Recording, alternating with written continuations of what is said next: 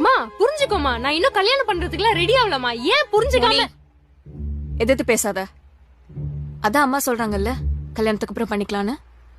எங்க வீட்லயும் இதேதான் சொல்லி அமிச்சாங்க. ஆனா இப்ப பாரு, நான் என்ன பிடிச்சதா பண்ணிட்டு இருக்கேன். ஆனா பண்ற வேலையை பிடிச்சுதானே பண்ணிட்டு இருக்கேன். கல்யாணத்துக்கு அப்புறம் படிக்கலாம், கல்யாணத்துக்கு அப்புறம் வேலைக்கு போலாம், கல்யாணத்துக்கு அப்புறம் நீ பிடிச்சது எல்லாம் பண்ணலாம்னு சொல்லுவாங்க. ஆனா கல்யாணத்துக்கு அப்புறம் ஒரு பொண்ணோட லைஃப் மாமனார் மாமியார் ஹஸ்பண்ட் குழந்தைன்னு ஒரு சின்ன வட்டத்துக்குள்ளதான் இருக்கும். அந்த வட்டம் கடைசி வரைக்கும் பெருசே ஆகாது. ஓ, உன்னை எதுவும் பண்ண வேணாம்னு சொன்ன மாதிரி இல்ல இருக்கு. மோனிஷாக்கு என்ன ஃப்ரீடம் கொடுத்துருக்கோமோ அதே ஃப்ரீடம் உனக்கும் கொடுத்துருக்கோம்.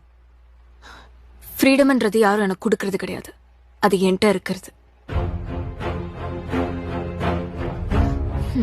இப்போ உனக்கு இங்க என்ன குறை வச்சோம்?